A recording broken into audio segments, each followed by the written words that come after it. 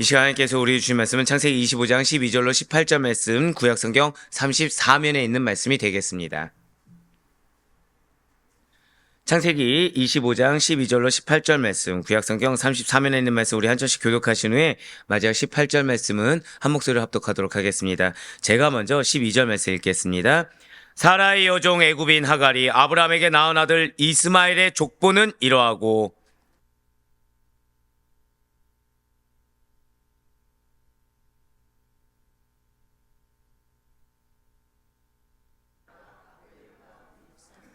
미스마와 두마와 마사와 이들은 이스마엘의 아들들이요 그 촌과 부락대로 된 이름이며 그 족속대로는 12 지도자들이었더라.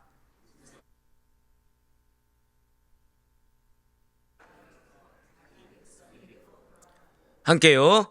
그 자손들은 하윌라에서부터 아수르로 통하는 애굽 앞 술까지 이르러 그 모든 영제의 맞은편에 거주하였더라. 아멘. 할렐루야. 네, 오늘 변호씨 살아있는 주님의 말씀의 은혜를 사모함으로 우리가 이렇게 하루의 시작을 말씀과 기도라는 것을 주께서 기쁘게 받으시사 반드시 나의 삶 가운데 개입하시고 역사하신다라는 믿음의 확신을 가지고 나오신 우리 모든 성도님들을 주님으로 환영하고 축복합니다. 지금 창세기 12장부터 시작된 아브라함의 생애는 어디에서 끝마친다고 말씀을 드렸습니까? 네, 감사해요. 예, 정확히 어제 25장 18절의 말씀이라고 말씀을 드렸습니다. 25장 18절의 말씀으로 모두 끝이 난다고 말씀드렸는데 이 창세기 25장에는 세 가지 사건이 나온다고 어제 말씀을 드렸어요. 첫 번째는 아브라함의 후처인 그두라의 자손과 아브라함의 이 재상 상속과 관련된 내용, 지난주 금요일날 우리가 들었던 내용이죠. 그리고 두 번째가 무엇이었습니까? 바로 어제 아브라함의 죽음입니다. 마지막 세 번째가 절대 고백하실게요. 이스마엘의 족보. 예, 그렇습니다. 이스마엘의 족보예요. 제가 우리 아데폴 교회 성도님들에게 항상 감사한 것 중에 하나가 그래도 말씀을 들으면 어떻게든 기억하려고 하십니다. 자, 족보가 의미가 있습니까? 없습니까? 예, 이렇게 얘기하면 당연히 있는 거겠죠. 예, 족보가 의미가 있습니다. 그러면 자, 이삭도 아니고요. 이스마엘의 족보는 의미가 있을까요? 없을까요? 있다는 거예요. 자, 여러분들의 마음을 흡족해 하는 분들도 있지만 여러분들의 마음을 어렵게 하는 분들도 이 땅 가운데 존재합니다. 역시 아멘은 안 나오는군요. 네. 자, 의미가 있을까요? 없을까요? 있다라는 거예요. 오늘 말씀이 바로 그 말씀입니다. 이 오늘 이스마엘의 족보에서 나온 말씀이 바로 그 말씀이라는 거예요. 자, 이렇게 세 가지 사건으로 해서 창세기 12장부터 이어져 오던 아브라함의 일대기가 끝이 나게 되는 것입니다. 그 가운데 어제 살펴본 이 아브라함의 죽음에 이어서 오늘 말씀은 이스마엘과 이스마엘 후손의 족보예요. 정확히는. 이스마엘과 이스마엘 후손의 족보에 대한 내용이라는 거죠. 자, 이렇게 이스마엘과 이스마엘 후손의 족보를 추가 방식으로 이렇게 끼워 넣어서 아브라함의 생의 마지막을 결론 짓고 있다는 것입니다. 자, 아브라함의 생의 마지막을 이삭에게로 축복이 넘어갔더라. 이삭의 시작이 어제 말씀처럼 축복이었더라. 이걸로 마치면 참 좋겠는데 우린 이미 알고 있죠. 이삭에게 있어. 그리고 이삭의 후예들에게 있어. 누가 그들의 걸림돌이 됩니까? 사실 이 이스마엘의 후예들이 걸림돌이 된다는 걸 우린 너무나도 잘 알고 있어요. 그런데 아브라함의 일대기 마지막을 지금 무엇으로 하고 있다고요? 이 이스마엘의 족보로 마무리를 짓고 있다는 거죠. 그렇습니다. 오늘 본문의 주인공이 되는 이 이스마엘과 그의 후손인 소위 아랍 자손은 아랍 족속은 출생 순서상으로만 보게 된다면 아브라함의 제일 첫 아들이요 그를 통해 형성된 민족들입니다. 진실로 이스마엘은 아브라함에게 나온 모든 서자들, 즉 누구를 통해서의 서자면 그두라. 예, 그렇습니다. 그두라를 통한 6 아들들을 포함한 모든 서자들 중에서도 독생자요 유일한 언약의 계승자이기도 한 이삭과 그리고 이삭을 통해 태동된 모든 이스라엘 민족과 관련해서 전 역사에 걸쳐 가장 큰 영향력을 행사한다는 거예요. 자, 이삭의 계보, 그 이스라엘 민족들에게 있어 누가 가장 큰 영향력을 행사한다고요? 이스마엘의 자손들이라는 거죠. 그렇기 때문에 이 이스마엘에 대한 언급을 그냥 지나치거나 빼지 않고 이렇게 한 세대를 마무리하고 새로운 세대로 이어지는 중요한 시점에 그러한 아브라함 사막 기록에 이스마엘의 자손들에 대한 내용이 첨가되었다는 거예요. 즉 여러분들의 인생 가운데 지금 이삭의 후예에게 있어서 긍정적으로 말하면 어떤 모습이든 영향력을 발휘한 이스마엘 족속에 대해서 하나님께서는 중요도를 부여하신 것처럼 여러분들의 인생에 있어서도 여러분들에게 선한 영향력도 있을 수 있지만 악한 영향력을 끼치는 자를 하나님께서 붙여주신 데는 이유가 있다는 거예요. 그러한 자들이 우리의 인생에 왜 나한테 이런 자를 주었을까가 아니라 의미가 있다는 거죠. 여기엔 중요도가 있다는 것입니다. 무슨 말씀입니까? 아브라함의 자녀 중에 이삭 다음으로 중요한 인물이 지금 누구라는 거예요? 이스마엘이라는 것입니다. 먼저 오늘 보면 창세기 25장 12절 말씀 보도록 하시겠습니다. 사라의 여종 애굽인 하갈이 아브라함에게 낳은 아들 이스마엘의 족보는 이러하고 아멘.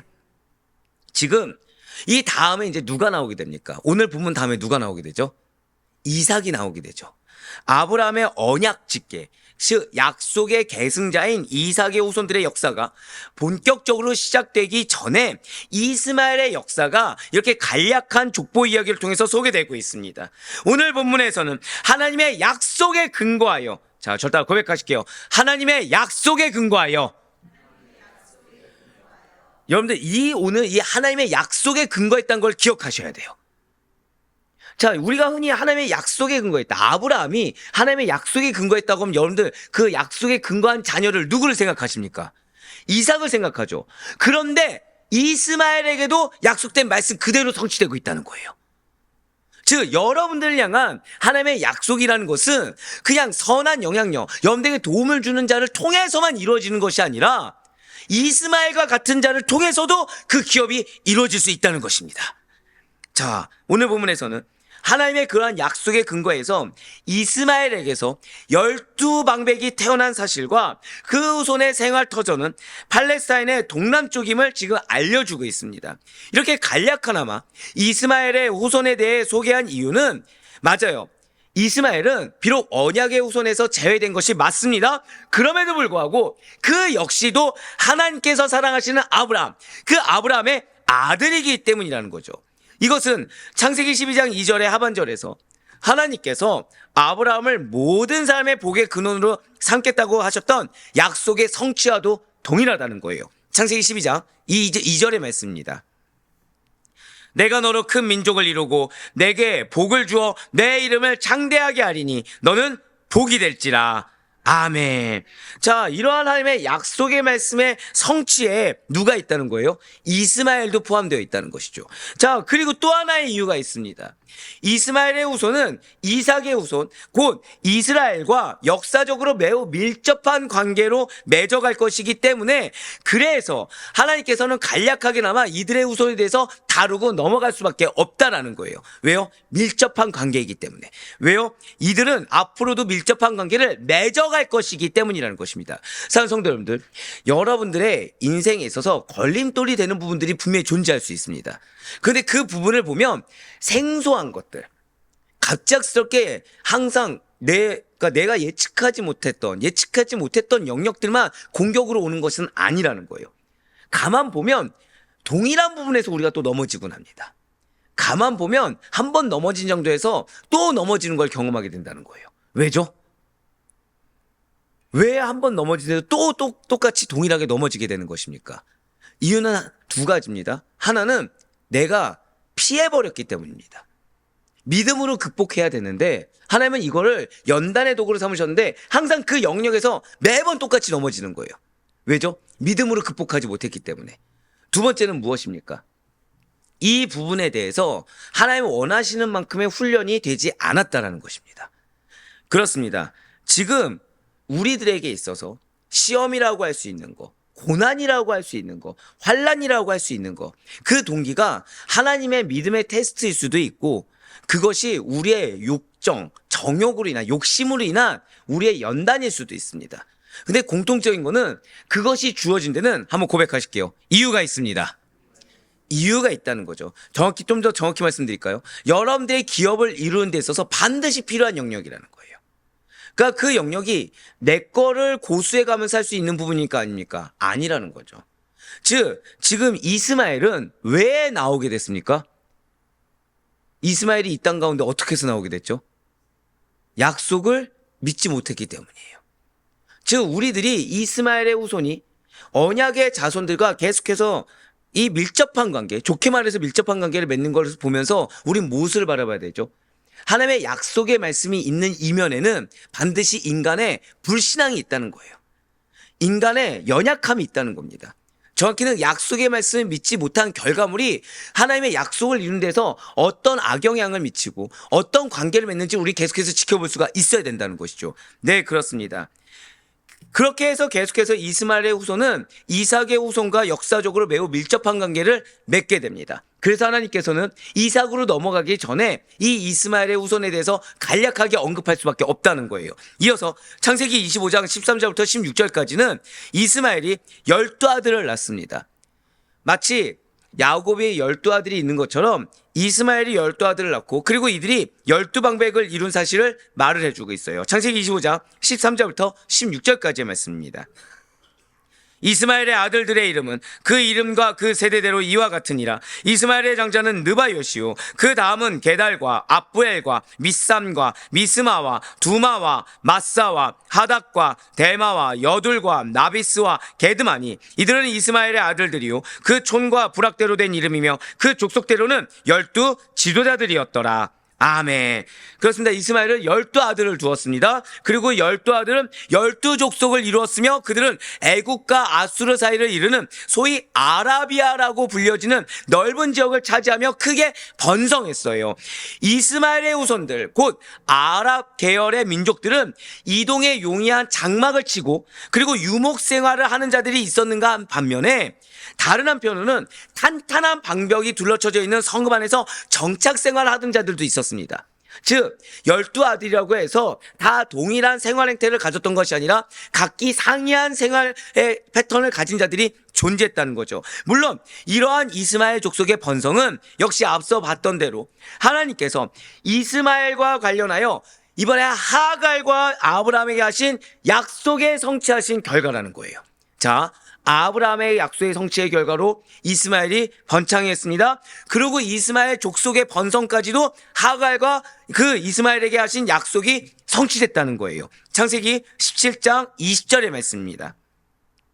이스마엘에 대하여는 내가 내 말을 들었나니 내가 그에게 복을 주어 그를 매우 크게 생육하고 번성하게 할지라. 그가 12두령을 낳으리니 내가 그를 큰 나라가 되게 하려니와. 아멘.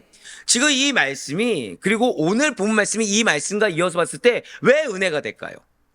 자, 여러분들 하갈과 이스마엘이 어떻게 해서 따로 나오게 되었습니까? 아브라함이 막 이렇게 금은보화를 주면서 선대하면서 내보냈습니까? 내쫓았습니까? 내쫓았죠? 예, 맞습니다. 사실 이러한 이스마엘의 번성이라는 것이 12두령을 둘 정도로 그 민족이 번성했다는 것은 기적과 같습니다. 왜냐하면 잘 들으시기 바라요. 물이 든 가죽 부대 하나만을 짊어지고서 아브라함의 집에서 쫓겨났던 게 이스마엘의 실존입니다. 즉 지금 이스마엘이 갖고 있는 자산은 뭐예요? 물이 든 가죽 부대 하나입니다. 그런 가련한 소년 이스마엘의 모습과 비교할 때 지금 너무나도 놀랍고 너무나도 기적과 같은 일이 생겨났다는 거예요. 네, 맞습니다. 겨우 생명 유지에 급급해야 했던 이스마엘입니다. 왜 하갈의 울부짖음 우리 기억하고 있지 않습니까? 이러다 우리가 죽겠나이다. 예, 가죽 부대 하나였어요. 그런데 이런 이스마엘이 어떻게 됐다고요? 번성하게 됐다는 거죠. 이런 이스마엘을 번성하게 하신 하나님께서는 없는 가운데서도 있게 하시는 능력의 주이시라는 사실을 우리로 하여금 깨닫게 한다는 거예요. 내가 가진 자산이 얼마 없고 내가 지금 내쫓기는 것 같고 내가 지금 억울한 상황 같은데 하나님이 약속하시면 반드시 그 가운데선 도저히 생각할 수 없을 만한 은혜와 번성을 우리에게 주신다는 것입니다. 진실로 하나님께서는 없는 것도 있는 것처럼 부르시는 전능자이십니다. 예수님께서는 그래서 이 진리에 대해서 이렇게 선포하셨어요. 마태복음 19장 26절의 말씀입니다. 예수께서 그들을 보시며 이르시되 사람으로는 할 수 없으나 하나님으로서는 다 하실 수 있느니라. 아멘. 바로 그러한 능력으로 하나님께서는 천지 만물을 창조하셨죠. 마치 죽은 자와 같이 자식을 생산할 수 없는 신체를 가진 아브라함과 사라에게 자녀를 낳도록 역사하시사 하나님 당신께서 약속하신 그 말씀대로, 그 언약대로 많은 민족의 조상이 되게 하셨어요. 그런데 언약의 자손 외에도 누구에게까지요? 이스마엘에게까지. 이스마엘이 어떻게 될지 하나님 아십니까? 모르십니까? 당연히 아시죠. 당연히 아시는데 그 연약한 자의 울부짖음을 외면치 않으시는 하나님께서, 그 외면치 않으신 하나님께서 잘못됐음에도 실수했음에도 불구하고 사랑으로 품어주시고 하신 말씀 그대로 성취하신다는 거예요. 사랑하는 우리 성도 여러분들, 우리가 믿고 섬기는 하나님은 바로 이처럼 전능하신 분이십니다. 근데 이렇게 생각해 보세요. 만약에 이스마엘이 내가 가진 거는 지금 그동안 누려왔던 것이 있는데 왜 나는 이 가죽 부대 하나인가 하고서 가죽 부대에만 이렇게 집중하고 거기에 포커스 맞춰서 살아왔다고 한번 생각해 보세요. 그럼 이스마엘에게 있어 12두령이 나올 수 있겠습니까? 없겠습니까? 없다는 거예요. 여러분들, 어제 제가 그런 말씀을 드렸습니다. 하나님 우리에게 현상을 주시는 이유가 있어요. 우리로 하여금 좋게 말하면 기도 제목이죠. 고난의 현상, 어려움의 현상을 주실 때가 있습니다. 하나님은 그 현상을 우리에게 왜 주실까요? 어제 뭐라 말씀드렸죠? 예시의 한 방면에 불과하다고 말씀드렸어요. 즉 현상을 기준으로 나머지 거에 대한 불만을 품을 것이 아니라 오히려 이 현상을 바라보고 기준은 무엇을 삼으라? 말씀을 기준 삼고 기대할 수 있어야 된다는 거죠. 내가 이것이 없고 내가 이것이 불편하다가 중요한 것이 아니라 없던 것을 주신 하나님, 없던 것을 주셨는데 이게 나한테 너무 불편하다고 불평을 나올 것이 아니라 없던 것을 주신 것에 그럼 또 다른 무언가를 주실까를 우리는 볼 수가 있어야 된다는 거예요. 네, 그렇습니다. 왜죠? 하나님께서는 우리가 아무것도 없다고 하더라도 우리에게 있는 것이, 자, 사막에서 물 가죽 부대 하나로 얼마나 잘 살 수 있겠습니까? 얼마나 풍요롭게 살 수 있겠습니까? 전혀 풍요로울 수가 없죠. 불편하죠. 미래가 걱정되죠. 어려움과 염려와 걱정과 근심만 있을 수 있죠. 지금 하갈과 이스마엘에게서 가장 합당한 답은 무엇입니까? 빨리 아브라함에게 가는 거죠. 아브라함에게 보다 더 많은 걸 얻어야 되고, 아브라함에게 간다는 건 무엇입니까? 하나님의 섭리는 무엇이죠? 지금 하갈과 이스마엘은 광야로 나가야 되는 겁니다. 근데 그런 하나님의 섭리는 생각하지 않고 나에게 익숙한 아브라함의 성으로 가서 내가 어떻게든 버텨보겠다 라고 하면은 하갈과 이스마엘을 향한 전지전능한 하나님의 능력을 본인들이 경험할 수가 있습니까? 없습니까? 전혀 없다는 거예요. 그런데 지금 하갈과 이스마엘이 광야로 갔을 때조차도 하나님은, 한번 고백하실까요? 번성을 약속하셨다. 맞습니다. 여러분들의 상황과 삶이 광야 같을 수 있습니다. 메마를 수 있고 이전에 누렸던 거를 못 누리는 것처럼 답답한 상황 가운데 처해질 수 있어요. 어쩜 내가 가진 것은 내가 원래 그 가죽 부대 하나 정도가 다가 아닌데 이 물 가죽 부대 하나가 갑자기 억울하게 다 뺏기고 그것만 남은 것처럼 보일 수 있습니다. 어떻게 이 가죽 부대 하나로 내가 어떻게 이 광야를 살 수가 있습니까? 라면서 불편함과 부족함을 토로할 수 있어요? 거기에 매여서는 안 됩니다. 광야로 보내신 이가 하나님이시라면, 내가 생각했을 때 문제거리가 수두룩 빽빽하더라도 그 상황 가운데 보내신 이가 하나님이시라면, 그런데 여러분들에게 무엇이 있다고요? 한 번 더 고백하실게요. 나에게는 기업이 있습니다. 그 광야가 기업을 이루는 토대가 된다는 사실을 잊지 마시길 바라겠습니다. 네, 우리가 믿고 섬기는 하나님은 바로 이러한 하나님이세요. 물 가죽 부대 하나를 가지고서도 광야 가운데 번성하게 하시는 하나님이십니다. 얼마나 제가 감사했겠습니까? 지금 이삭의 후예들을 위한 축복의 말씀이 아닙니다. 지금 이스마엘임에도 불구하고 하나님은 번성하게 하셨다는 거예요. 하물며 약속의 말씀을 받는 여러분과 저는 오죽하겠습니까? 이스마엘에게도 번성하게 하셨는데 약속의 말씀을 받는 우리에게 지금 있는 고난과 지금 있는 막막함과 답답함이 전부가 아니라는 거예요. 물 가죽 부대 하나 가지고 번성하게 하신 하나님이신데 하나님을 통해 절대 고백하실게요. 나의 믿음을 통해. 그렇습니다. 여러분들 그 믿음을 통해 더 크게 번성 못하게 하실 하나님이시라는 거죠. 못하게 하실 하나님이 아니시라는 것입니다. 따라서 우리가 어떠한 상황, 어떠한 처지에 처한다고 할지라도 낙심할 필요가 없다는 거예요.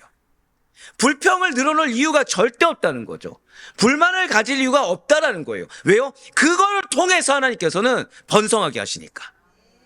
우리가 전능하신 하나님을 바라보며 그분만을 의지할 때, 그래서 그분이 말씀하신 대로 너가 있어야 될 곳은 광야야. 그러면 광야에 있을 때 어떠한 난관이라도 능히 극복하며 그에 더해 반드시 번성하는 축복을 누리게 된다는 사실을 믿으시길 바라겠습니다. 진실로 하나님만을 믿고 의지하는 자에게는 능치 못한 일이 없어요. 거꾸로 말씀드리면 이스마엘은 오히려 축복된 자손이 되고 있는 것입니다. 왜죠? 비록 약속의 자녀에서는 벗어났어요. 그런데 이스마엘에게 허락한 건 무엇이었다고요? 제가 뭘 계속 강조하고 있죠? 광야 가운데 무엇이요? 물, 가죽 부대 하나. 그러니까 누구만을 의지할 수밖에 없습니까? 하나님만 의지할 수밖에 없다는 거죠.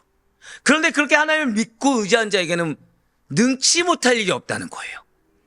이에 대해서 예수님과 사도 바울 역시도 이렇게 선포하였습니다. 마가복음 9장 23절과 빌립보서 4장 13절의 말씀입니다. 예수께서 이르시되 할 수 있거든이 무슨 말이냐, 믿는 자에게는 능히 하지 못할 일이 없느니라 하시니 내게 능력 주시는 자 안에서 내가 모든 것을 할 수 있느니라. 아마 빌립보서 4장 13절 말씀에 대해서는 우리 아데포의 성도님들은 다 알고 계실 것입니다.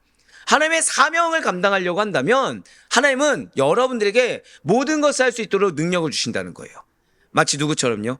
우리가 지난 주일 설교처럼 전도단, 70인 전도단에게 하나님이 능력 주신 것처럼 영원한 생명을 소유한 자에게 당신의 사명을 위해 능력을 주신 것처럼 능력을 주신 겁니다.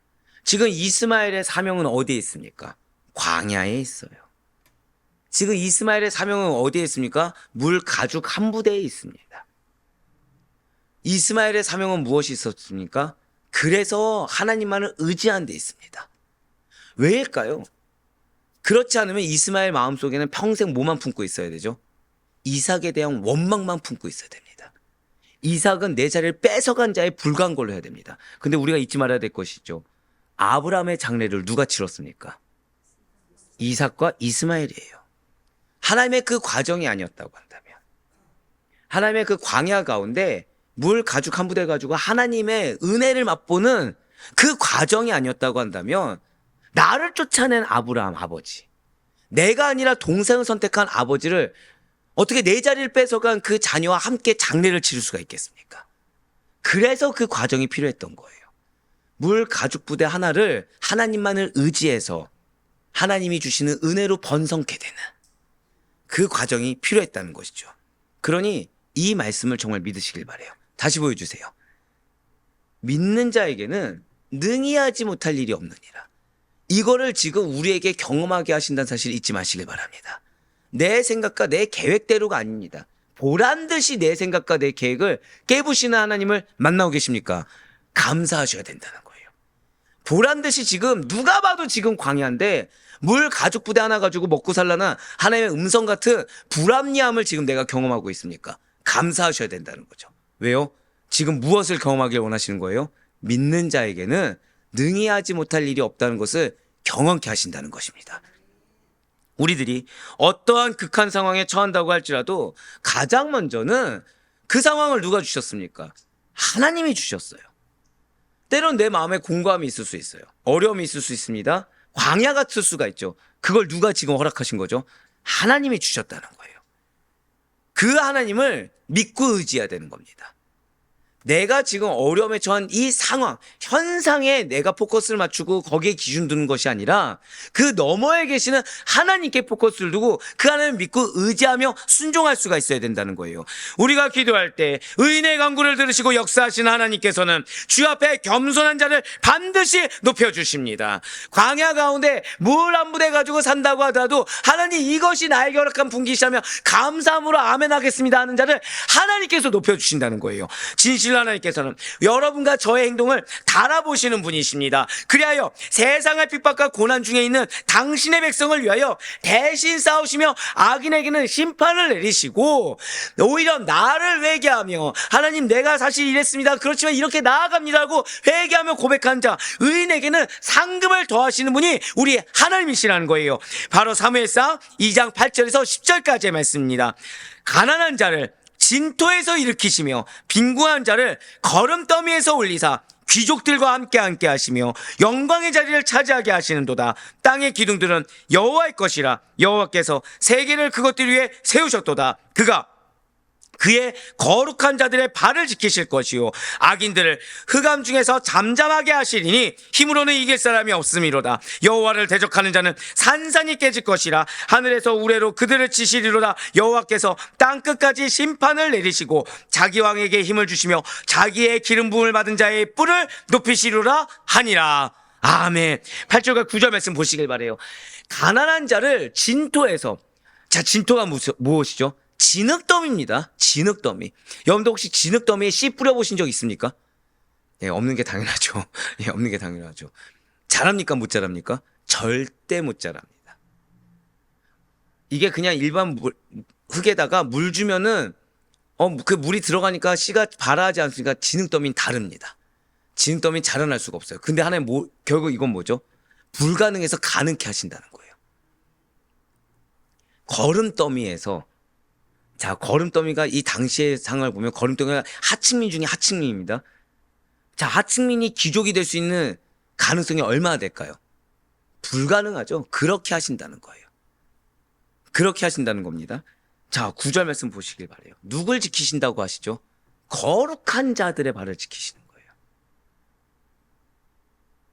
거룩한 자. 하나님 앞에서 그 거룩을 유지하는 자. 아무리 포장한다고 해도 악이 있다고 한다면 하나님은 계속 우리를 잠잠케 한다는 거예요. 악인은 어떻게 한다고요? 흑암 중에서도 잠잠하게 하신다는 거죠. 그러니까 우리가 이 상황이 정말 해결되길 원하고, 나에게 주어진 상황이 해결되길 원하고, 그 가운데 내가 정말 평강 가운데 가고, 또는 내가 아예 높임받기를 원한다. 하나님 앞에 거룩해져야 됩니다. 하나님 앞에 거룩해져야 되고, 어떠한 악은 모양이라도 다 버려야 돼요.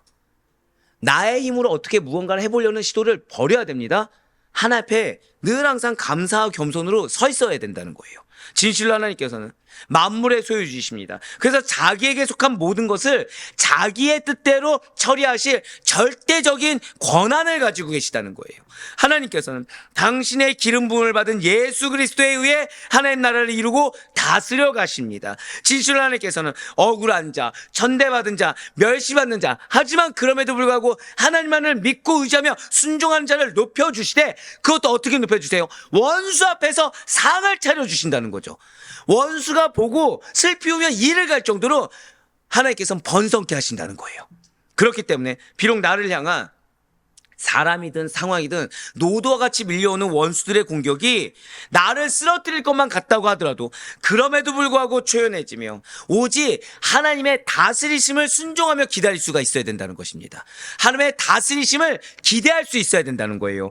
우리를 괴롭히는 그 원수와 같은 상황이나 내 마음을 어렵게 하는 요소, 사람, 그런 걸 바라보면 안 된다는 거죠. 누구만을 바라봐야 되는 것입니까? 한번 저 따라 고백하실게요. 전능하신 하나님. 그렇습니다. 전능하신 하나님을 바라봐야 돼요. 그러할수록 상을 베풀어 주시는 주님을 바라보며 인내해야 된다는 것입니다. 오늘 본문에 생명 유지에 급급했던 이스마엘이었어요. 그러니까 오늘 본문의 말씀을 봤을 때는 창세기 16장 17장과 같이 볼 수 있어야 됩니다. 내쫓긴 이스마엘이에요. 근거 없는 이스마엘이에요. 억울한 가운데 처한 이스마엘입니다. 생명을 사느냐 마느냐, 야, 이렇게 해서 내가 과연 살 수 있을까라는 걱정거리가 있는 이스마엘을 번성하게 하시는 분이 누구십니까? 하나님이세요. 그 하나님이 우리가 믿는 하나님이신 줄 믿으시길 바랍니다. 이제 창세기 25장 17절과 18절 말씀 보시길 바래요. 이스마엘은 향년이 137세에 기운이 다하여 죽어 자기 백성에게로 돌아갔고, 그 자손들은 하일라에서부터 앗수르로 통하는 애굽 앞 술까지 이르러 그 모든 형제의 맞은편에 거주하였더라. 아멘. 자, 이제 말씀을 듣기 전에 지금 이스마엘은 지금 어떤 상태죠? 기적을 경험한 상태죠. 그렇죠? 약속에서 벗어난 자입니다. 근데 지금 물 한 부대가 어떻게 됐습니까? 12방백을 세울 정도로 번성하게 됐습니다. 자, 그런데 그 이스마엘이 몇 세까지 지금 살았습니까? 137세까지 살았습니다. 어떻게 장수했습니까? 장수했다 여겨지십니까? 자, 아브라함이 몇 세까지 살았죠? 175세입니다. 이삭은 몇 세까지 살았습니까? 뒤에 나오지만 180세까지 살았습니다. 자, 다시 물어볼게요. 어떻게 이스마엘 장수했습니까? 137세? 예, 갑자기 비교하니까 장수한 게 아닌 것처럼 들려지시죠? 이스마엘은 비록 장수하지 못했습니다. 누구에 비하면요? 아브라함에 비하면. 이삭에 비하면 오래 살진 못했지만 그래도 이 이스마엘에게는 적잖은 생존의 기간이라는 게 있었다는 거예요. 그런데 이러한 생존의 기간이 이 137세라는 생존의 기간이 우리에게 시사하는 바가 있다는 거죠. 즉 무슨 말씀이냐? 인간에게는요, 누구나 살아있는 기간이 있다는 것입니다. 짧든지 길든지 누구든지 태어나면 1분 1초, 몇 초, 뭐 며칠, 몇 년을 살아가게 된다는 거예요. 그러나 정작 중요한 것은, 자, 잘 들으셔야 돼요. 그 살아있는 날 동안에 무엇을 하며 무엇을 위해 어떻게 인생을 보냈느냐 하는 것입니다. 자, 제가 지금 그 무엇을 위해 살았느냐 이러면 다 우리는 주님을 위해라고 알고 있습니다. 그런데 지금 제가 무엇을 했죠? 무엇을 하며 어떻게? 단순히 태어나서 살다가 죽는 그러한 사이클의 반복을 경험하다가 역사의 뒤편으로 사라지게 될 것인지, 아니면 아브라함이나 이삭과 같이 하나님과 교제하고 하나님과 더불어 언약을 맺으며 살아가는 인생이 될 것인지에 대한 둘의 명백한 차이가 있다는 거예요. 그냥 겉으로 하나님을 아는 자와 정말 하나님과 아브라함과 이삭같이 친밀하게 교제하는 자의 삶의 차이가 있다는 거죠. 다시 돌아올 수 없는 한 번뿐인 인생을 살아가는 여러분과 저에게 있어서 하나님에게 영광을 돌리며 계속해서 하나님께 영광을 돌리며 살아갈 것인지, 아니면 하나님의 은혜를 경험했음에도 불구하고 하나님의 영광을 훼손시키며 살 것인지의 문제가 너무나도 중요하다는 거예요. 반드시 잊지 말아야 됩니다. 성도의 일생은 믿지 않는 자들과는 지향점이 다릅니다. 성도된 우리가 살아있는 날 동안에 무엇을 해야 하며 어떻게 인생을 보내야 할 것인지란 너무나 자명하다는 거죠. 자, 지금부터 잘 기록하시길 바라요. 진실로 성도된 저와 여러분은 살아있는 동안에 반드시 세 가지를 하며 인생을 보내야 됩니다. 세 가지 조금 빠르게 지나갈 것 같아요. 첫 번째는 창조자를 기억하는 일입니다. 자, 앞서 이 창조자는 어떤 창조자죠? 전능하신 하나님. 물 한 부대로 번성하게 하신 하나님입니다. 창조자를 기억하는 일입니다. 전도서 12장 1절의 말씀입니다. 너는 청년의 때에 너의 창조주를 기억하라. 곧 곤고한 날이 이르기 전에 나는 아무 낙이 없다고 할 해들이 가깝기 전에. 아멘. 늘 항상 누구를 기억하며 살라고요? 창조주를 기억하는 거예요. 내 생각을 기억하는 게 아닙니다. 내 현재 상황에 따른 판단을 기억하는 게 아니에요. 여러분들에게 사명을 누가 주셨습니까? 약속의 말씀 누가 주셨습니까? 기업 누가 주신다고 하셨습니까? 그분을 기억하며 나아가는 거예요. 내 판단, 내 생각이 중요한 것이 아닙니다. 내가 당하는 처지가 중요한 것이 아니에요. 이 창조주는 어떤 창조주라고요? 물 한 부대로 번성하게 하신 하나님. 그런데 그 자가 약속에서 벗어난 자죠. 하물며 약속에 포함된 자는 얼마나 하나님께서 은혜와 축복을 주시겠습니까? 그 창조자를 기억하라는 거예요. 두 번째는 먼저 그의 나라와 그의 의를 구하는 일을 기억하라는 것입니다. 마태복음 6장 33절의 말씀입니다. 그런즉 너희는 먼저 그의 나라와 그의 의를 구하라. 그리하면 이 모든 것을 너희에게 더하시리라. 아멘. 거꾸로 말씀드릴까요? 정말 나는 하나님께서 나에게 축복 주길 원하신다. 정말 나는 하나님이 나의 필요를 주시고 모든 걸 더하기를 원하신다. 내 마음 가운데 평강을 주길 원하신다. 그럼 반드시 무엇을 하라? 내 뜻과 내 나라가 아닙니다. 그의 나라와 그의 의를 구하는 거예요. 그래서 순종하는 겁니다. 그래서 믿음대로 따르는 거예요. 내 말을 하는 것이 아니라 말씀에 순종하는 아멘을 하는 거라는 거죠. 마지막으로 호흡이 있는 날 동안에 무엇을 하라? 여호와 하나님만 찬양하는 삶을 사는 겁니다. 내 입술에서 뭐가 나와야 되는 거죠? 찬양의 입술만 나와야 된다는 거예요. 시편 150편 6절의 말씀 우리 다 같이 읽겠습니다. 시작. 호흡이 있는 자마다 여호와를 찬양할지어다. 할렐루야. 바로 이 세 가지입니다. 창조자를 기억해야 돼요. 항상 먼저 그의 나라와 그의 의를 구해야 된다는 걸 기억해야 됩니다. 세 번째는 좀 더 보여주세요. 세 번째, 호흡이 있는 날 동안에 여호와 하나님만을 찬양하는 삶을 살아야 된다는 것을 기억해야 된다는 것입니다. 분명 이스마엘은 175세를 살아간 아브라함이나 180세를 살게 되는 이삭보다는 훨씬 짧은 나이인 137세에 그의 모든 생애를 마감하게 되었습니다. 자, 왜일까요? 왜이겠습니까? 분명히 앞서 말씀드렸죠. 자, 이스마엘은 은혜를 경험했습니까? 못했습니까? 했습니다. 기적을 경험했습니까? 못했습니까? 했습니다. 이스마엘의 삶은 오늘 보면 창세기 25장 18절 말씀을 다시 한 번 더 보시길 바래요. 지금 붉은색으로 표현된 부분을 보시면 그 모든 형제의 맞은편에 거주하였더라 라고 나와 있어요. 이와 무관하지 않다는 거죠. 자, 이 부분을 좀 체크해 놓으시면 좋을 것 같아요. 이와 무관하지 않다는 것입니다. 무슨 말씀일까요? 이 말씀이 뭐냐면 이스마엘에게서 퍼져나간 각 족속들이 각각의 영토를 구축하고는 상호 협력 관계, 사랑하면서 아끼고 협력하는 관계를 유지하기보다는 이 말씀이 뭐냐? 대적합니다. 경쟁하는 관계를 유지하고 있다는 거예요. 험담하고 질투하고 시기하는 관계를 유지하고 있다는 겁니다. 그래서 일촉즉발의 긴장 속에서 대치하며 살았다는 거죠. 그래서 어떻게 했다고요? 그래서 정해진 수명만큼 누리지 못했다는 겁니다. 그래서 아브라함보다 이삭보다 더 짧은 연도를 살 수밖에 없었다는 거예요. 하나님을 중심으로 살지 않았다는 얘기입니다. 세상의 명예를 추구하고 자신의 지혜와 힘만을 의지하다 보니까 협력이 아니라 무엇을 했다고요? 대적하면서 살아서 그 긴장감 가운데 살다 보니까 진정한 평화가 이스마엘에게는 없다는 거예요. 늘 주위 사람들과 분쟁과 긴장관계를 이룰 수밖에 없던 삶이 이스마엘의 삶이었다는 거예요. 아이러니하게도 이스마엘은 무엇을 경험했다고요? 은혜를 경험했어요. 이스마엘은 무엇을 경험했다고요? 기적을 경험했습니다. 그런데 이스마엘의 삶은 무엇이었다? 대적하는 삶, 긴장하는 삶, 질투하는 삶, 시기하는 삶이었다는 거죠.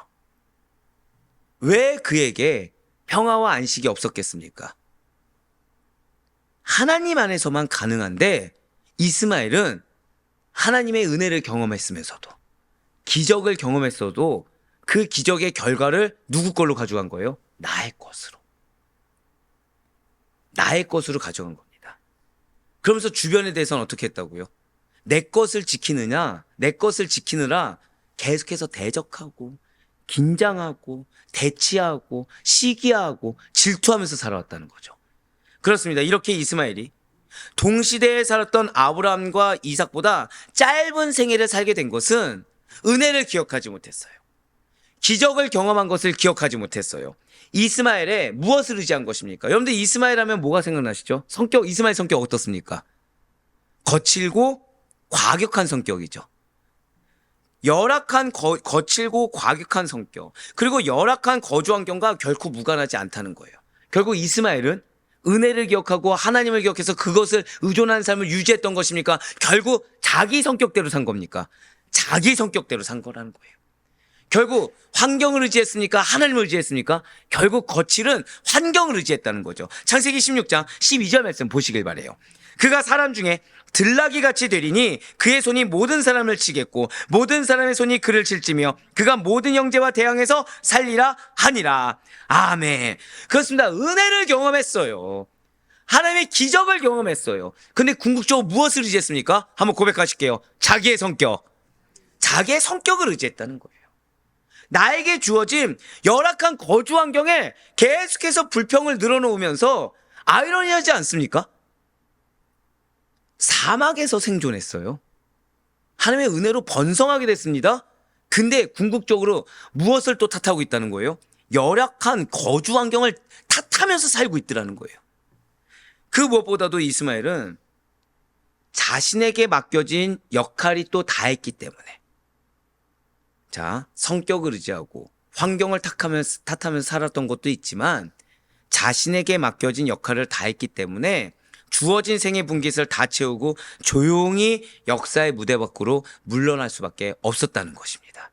사실 이스마엘은 굉장히 안타까운 인물입니다. 왜냐하면 하나님의 은혜를 경험했어요. 정확히 말씀드릴까요? 태어나서 아브라함이 누구에게 세상 말로 모든 애정을 쏟았습니까? 이스마엘에게 쏟았어요. 근데 내쫓김을 당했습니다. 고난이 임했죠. 하나님 도우심이 있습니까? 없습니까? 있었어요. 그에겐 기회가 있었습니다. 근데 궁극적으로 그는 무엇을 의지했습니까? 자신의 거칠은 성격, 자신의 판단, 자신의 생각, 자신의 고집. 그 결과 무엇이죠? 다른 사람들만큼 살지도 못하고 조용히 역사의 뒤안길로 물러갔습니다. 그런 그가 자녀에게 무엇을 물려줬습니까? 자기의 성격 물려줬어요. 자기의 성품을 물려줬습니다. 신앙을 물려준 게 아니라 하나님이 이 사막 가운데 우리를 이렇게 살려주셨어가 아니라 끊임없이 경쟁하고 대치하고 계속 내 것을 보존해야 된다라는 경쟁심만을 물려줬습니다. 그 결과 이삭의 후예들의 가장 큰 대적자가 누가 됐죠? 이스마엘이 됐다는 거예요. 진실로 하나님만이 이스마엘의 생명을 주관하시며 그가 얼마나 살지를 허락하시는 분이십니다. 창세기 25장 17절 말씀 다시 한번 더 보시길 바라요. 지금 붉은색으로 표현된 부분을 보시면 기운이 다하여 죽고 자기 백성에게로 돌아갔고 나와 있습니다. 자, 어떻게 죽었다고요? 기운이 다하여. 좀 더 쉽게 말씀드릴까요? 자기 성격대로 살다가 어떻게 됐어요? 제풀에 꺾인 겁니다. 지금 이 말씀은 이스마엘 역시 지금 죽자마자 어디로 돌아갔어요? 자기 백성에게로 돌아갔고, 즉 그의 조상들이 모여있는 곳으로 들어가 그들과 함께 했음을 지금 나타내고 있습니다. 그렇습니다. 이렇게 자기 백성에게로 돌아갔다는 것은 죽음이 한 인생의 종착역이 아니라 어제 말씀드린 대로 또 다른 새로운 영역으로 들어가는 출발점임을 암시하고 있어요. 자, 지금 아브라함의 그 생애가 끝나면서 이삭의 생애로 넘어갈 때 지금 어제와 오늘 왜 25장에 세 가지 사건이 있다고 말씀드리지 않았습니까? 세 가지 사건에 공통된 것 지금 두 가지가 있죠. 그것이 무엇입니까? 죽음이에요. 죽음이 그런데 끝이 아니라 한번 고백하실까요? 새로운 시작. 그거를 지금 두 번이나 반복해서 이야기하고 있다는 것입니다. 약속을 이은 자나 약속을 잊지 못한 자나 공통되게 새로운 시작이라는 거예요. 따라서 성도는 죽음을 맞이할 때 결코 두려움과 공포를 맞이해서는 안 됩니다. 어떻게 죽음을 맞이하느냐도 중요하지만 그 죽음의 시점에 내가 어떠한 자세인지도 중요하다는 거죠. 오히려 죄와 사망을 이기고 부활하신 예수 그리스도와 함께 믿음의 조상들과 함께 영원토록 왕노를 할 것을 바라보며 믿음으로 담대히 맞이할 수가 있어야 된다는 것입니다. 사랑하는 우리 성도 여러분들, 누구나 태어나면 어떠한 모습으로든 살아가기 마련입니다. 자기 힘으로 살든 주변과 협력하며 살든지 살아가는 모습이라는 건 각기 다 제각각이라는 거예요. 공통되게 하나님께서는 은혜란 걸 주십니다. 약속의 자녀이든 약속의 자녀가 아니든 예수님을 알고 예수님을 믿으며 그분과 함께 동행하며 살 수 있는 은혜란 걸 허락하십니다. 우린 지금 아브라함과 이스마엘에 대해서 지금 바라봤어요. 다 은혜를 경험했습니다. 다 기적을 경험했어요.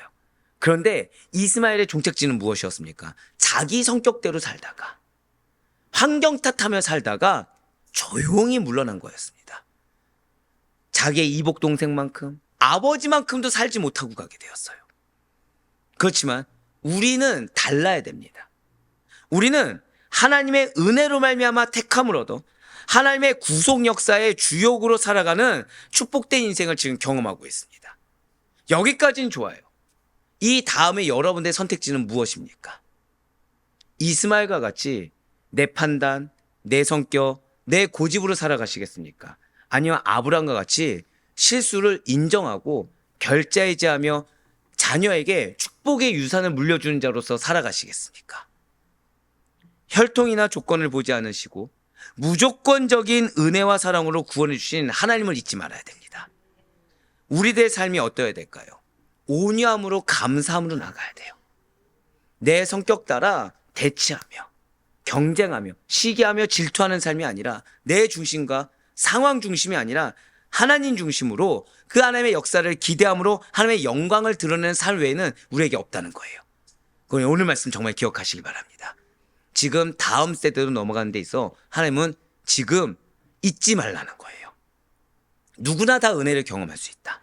하지만 그 은혜를 경험하고 나서도 누구는 그 은혜를 경험했기 때문에 약속을 붙잡고 살지만 누구는 은혜를 경험했어도 자기 성격을 붙잡고 자기 세상의 것을 붙잡고 살다가 조용히 뒤안길로 대적자로 남을 수밖에 없다는 사실을 기억하라는 것입니다. 그래서 정말 바라옵건 없기는 하나님만 바라봅시다. 그리하여 그분께 감사와 영광을 돌리며 그분이 나에게 베푸신 은혜가 과연 이런 척박한 환경 가운데 또 무엇을 주실지 기대함으로 믿음으로 나아갈 수 있는 여러분과 제가 되길 간절히 소망합니다. 그래야 언제까지나 하나님께 기쁨으로 쓰임받을 수 있는 우리 모든 성도님들의 삶이 될 수 있기를 주님의 이름으로 간절히 축원합니다.